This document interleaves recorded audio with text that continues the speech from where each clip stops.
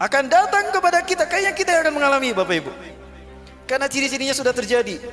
Climate change, perubahan iklim. Apa yang menyebabkan Arab Saudi turun salju kalau bukan pergeseran kutub? Betul? Pergeseran kutub. Kita sedang bergeser sekarang. Ini hadis Rasulullah SAW, bukan semata-mata penelitian ilmu.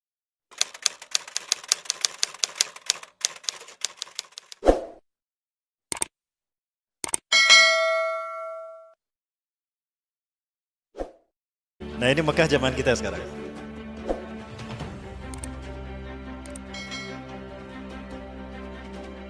Tapi Mekah seperti ini yang tidak disukai Rasulullah.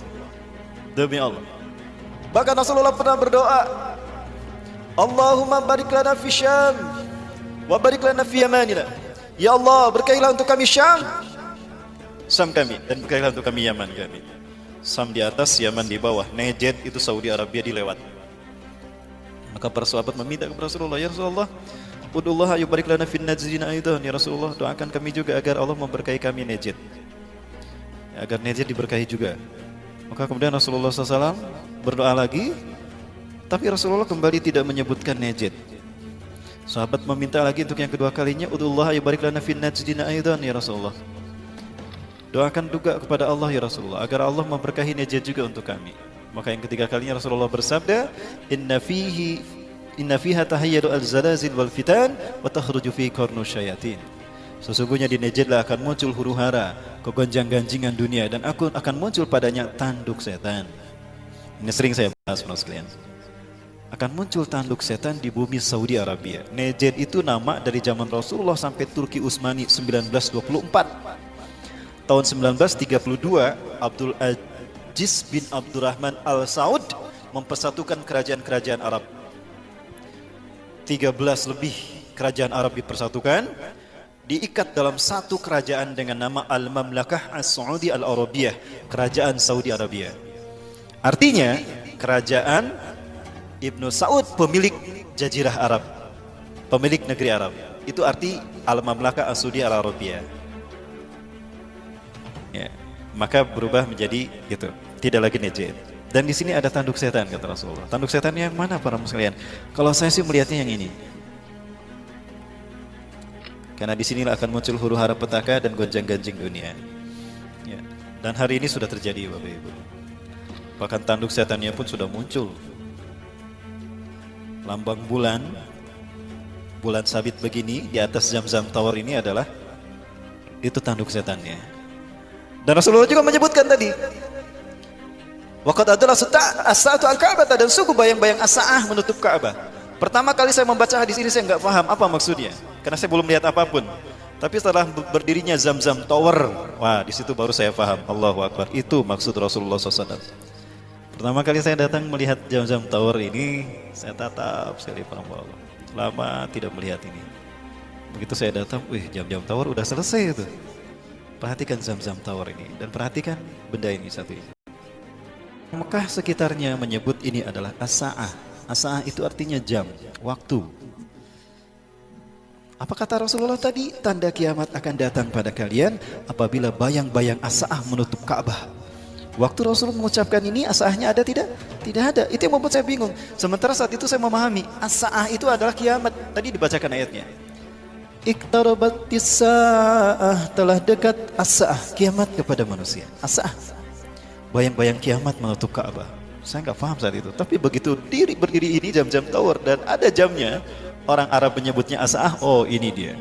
Ya, antara bulan-bulan ini nih, matahari ada pas pada posisi kalau dia menyoroti as-sa'ah, menghalangi lurus antara Ka'bah, Zamzam Tower dan matahari, maka penambah akan melihat. As-sa'ah ini bayangannya menutup Ka'bah. Habis sholat asar saya tidak, ya balik dulu, udah gitu balik lagi ke Masjidil Haram. Saya duduk sampai jam 5 gitu. Allahu Akbar, bayang-bayang as-sa'ah betul-betul menutup Ka'bah. Ini hadis Rasulullah SAW. Terjadi Bapak sekalian. Nah, ini as-sa'ah. As-sa'ah ini jam tadi, dan ini Ka'bah. Ya.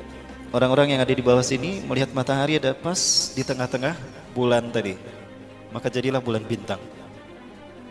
Dan itu menyorot as-sa'ah, dan pas as-sa'ah bayangannya menutup Ka'bah. Kemarin Ada yang pulang umroh di film tuh, Ustaz ini bayangan asah menutup Ka'bah, nyaris Ka'bah tidak tersentuh oleh sinar matahari.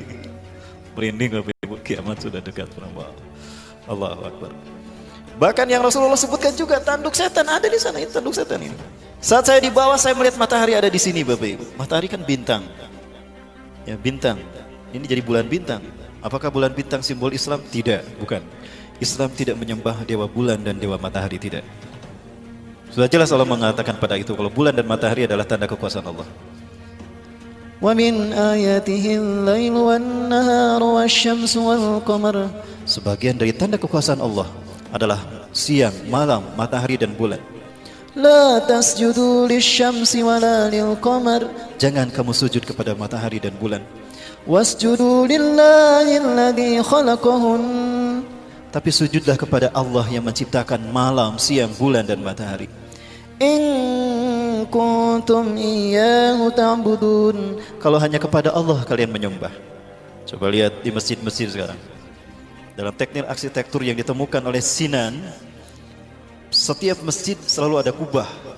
Kubah adalah bentuk penyaluran energi yang paling efektif untuk penyaluran energi dari satu bangunan. Kenapa kita merasa nyaman, tentram ketika masuk ke dalam masjid? Karena energi kita positif dan aura yang ditebarkan di sini positif. Ibadah, sholat, zikir, positif kan? Coba, sama nggak dengan perasaan yang muncul dalam hati kita ketika kita masuk ke pasar, masuk ke bioskop, nonton Dilan? Sama tidak? Atau kita masuk ke diskotik, gimana perasaan hati kita? Sama tidak? Apa yang membuat perasaannya berbeda? Aura, energi. Energi ada di sekitar kita. Kita hidup karena energi kan? Ruh itu sendiri energi. Dan energi tidak bisa dimusnahkan. Yang ada perpindahan energi dari satu bentuk energi ke energi yang lain. Itu ya Kang Bayu ya? Hukum termodinamika 3 katanya. Nah, itu yang terjadi. Ya. Baik Bapak Ibu sekalian, ada simbol Freemasonry di Jeddah Engineering Square. Ya di Jeddah nih. Sementara bangunan-bangunan bersejarah seperti rumah Rasulullah ketika kecil itu dihancurkan. Alasannya karena bisi dikultuskan jadi syirik. Apa ini bukan simbol kemusyrikan? Satu mata. Ini di Jeddah, di Tugu Pelabuhan Zizan, Arab Saudi Selatan. Ada Tugu Atom dan Tugu Bola. Nah, ada juga ini Faisaliyah Tower sama dengan Tugu Illuminati kan? Ada satu matanya. Tadi jelas sekali judul Jeddah A ini, monumen Jeddah A. Apa ini? Satu mata. Yang matanya satu siapa? Dajjal. Aduh, mengerikan. Dan ini Mekah dari udara. Bapak Ibu sekalian bisa melihat ini Mekah dari udara. Dan ini Vatikan. Hampir sama ya? Ini Mekah, ini Vatikan. Ya. Apakah Mekah ini akan menjadi Las Vegasnya Arab Saudi? Mengerikan Bapak Ibu. Tugas siapa ini harus? Tugas kita umat Islam. Hari ini kita berada di fase yang keempat. Fase yang keempat adalah fase Mulkan Jabarian. Fase di mana Barat memimpin dunia. Umat Islam memimpin dunia di 3 fase sejak Rasulullah SAW memimpin dunia. Masa Nubuah 23 tahun, masa Khilafah ala minhajun Nubuah Khulafaur Rasyidin 30 tahun, dan masa Mulkan Adon 1262 tahun. Total umat Islam menguasai dunia 1314 tahun. Sampai berakhirnya Turki Utsmani di 1924. Hari ini kita berada di fase yang keempat, fase Mulkan Jabariyah, di mana Barat memimpin dunia. Berapa lama fase ini akan berlangsung? Rasulullah sepertinya membatasi hanya 100 tahun. Kenapa? Karena setelah itu akan muncul fase Khilafah ala minhajin nubuwah. Ya, fase di mana umat Islam akan memimpin dunia. Kita di fase yang keempat, dan fase keempat ini hanya berlangsung 100 tahun. Kenapa? Karena Rasulullah menyatakan dalam satu hadisnya dari Abu Hurairah radhiyallahu an, hadis riwayat Imam Abu Daud, Rasulullah bersabda, "Innallaha yab'atsu min hadhil ummah ala ra'si kulli mi'ati sanah may yujadidu dinaha." Sesungguhnya Allah akan mengutus dari umatku ini setiap 100 tahun sekali seorang mujadid yang akan membuat Islam bersih dari paham-paham sesat. Islam akan bersih, maka orang akan tahu, umat Islam akan tahu mana Islam yang sesungguhnya yang harus diikuti. Yang kedua, Islam akan menguasai dunia. Iya. Ideologi apapun selain Islam akan hancur bertukuk lutut kepada Islam. Seluruh dunia akan dikuasai kaum muslimin. Itu setiap 1 abad sekali, 100 tahun sekali. Abad kejayaan Islam sebelum kita siapa? Turki Utsmani. Turki Utsmani berakhir di tahun 1924. Berarti 100 tahun kemudian berapa? 2024. Sekarang berapa tahun lagi? Bapak Ibu sekalian, Nabi Adam menurut Sesemi bin Abil Al-Maglus turun ke bumi tahun 5872 perkiraan para ulama. 5872 sebelum Masehi itu turunnya Nabi Adam ke dunia, ke muka bumi. Berarti peradaban manusia itu belum lebih dari 8000 tahun. Dari Nabi Adam sampai ke kita. Bayangkan dari 8000 tahun manusia berada di bumi, tinggal tersisa 6 tahun bagi iblis dan dajjal untuk menyesatkan kita sebanyak-banyaknya. Tinggal 6 tahun lagi tersisa bagi mereka. Karena di periode yang kelima, iblis tidak bisa berbuat apa-apa. Dajjal sudah mati di sini. Karena sudah dibunuh oleh Nabi Isa. Di mana? Di Aleppo mereka bertemu. Dan di Lud, Dajjal dibunuh. Rasulullah SAW menyebutkan, yang yataqarrabu zaman ayang zilafikum ibnu Maryam, telah dekat, sungguh telah dekat akan turunnya Isa bin Maryam di tengah-tengah kalian. Rasul berbicara ini 14 abad yang lalu. Di mana beliau akan turun? Ingdal manaratil baida, di samping masjid bermenara putih. Masjid bermenara putih itu ada di Damaskus Timur, Aleppo, Masjid Umawi. Inilah alasan terpenting secara ideologis kenapa Suriah dihancurkan. Karena Suriah akan menjadi negeri di mana Islam akan bertahan ketika huru-hara perang dunia Al-Malhamatul Kubra terjadi. Dan Nabi Isa akan menguatkan umat Islam turun di Masjid Umawi. Supaya Nabi Isa tidak jadi turun, agar Islam tidak jadi bangkit di sana. Yuk kita hancurkan Suriah, yuk kita hancurkan Aleppo. Supaya tidak jadi turun di sana Nabi Isa. Jadi mereka yakin dengan hadis Rasulullah.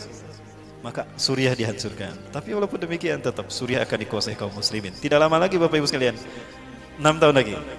Dan Rasulullah menyebutkan ciri-ciri ini akan terjadi. Satu, ya, Rasulullah menyatakan akan ada perebutan kekuasaan di tanah Arab. Yaktatilu salasatun 'inda kanzikum, akan berebut kekuasaan, akan berperang 3 orang laki-laki di sisi perbenaran kalian. Ya. Akan ada 3 orang laki-laki berperang di sisi perbenaran kalian. Kulluhum ibnu khalifatin, 3-tiganya anak raja. Khalifah di sini berarti raja, karena khalifah belum ada sebelum kita sampai hari ini. Thumma la yasiru ila wahidin minhum, kekuasaan tidak jatuh kepada salah satu pun dari 3 putra mahkota itu. Thumma tatlu'u ar-rayatus sud, kemudian akan muncul para pembawa panji hitam. Min kibalil masyriq, Rasulullah mengarahkan telunjuknya ke Khurasan, Afghanistan. Fayaktulunakum qatlan lam yaktulhu qaumun, mereka akan memerangi kalian dengan cara yang belum pernah digunakan oleh siapapun di muka bumi. Artinya cara mereka berperang dahsyat luar biasa. La yarudduha syai'un hatta tunsaba bi Iliya, tidak ada kekuatan militer satupun di muka bumi yang mampu mengalahkan, menghentikan mereka sampai mereka menancapkan panji hitam itu di bumi Baitul Maqdis, Masjidil Aqsa. Fa aina ma ra'aitumuh, jika kalian melihatnya, fa'tuhu, datangilah. Walau habwan ala salji, walaupun harus merangkak di atas salju. Fa inna fiha khalifatullah al-Mahdi, di tengah-tengah mereka ada Imam Mahdi.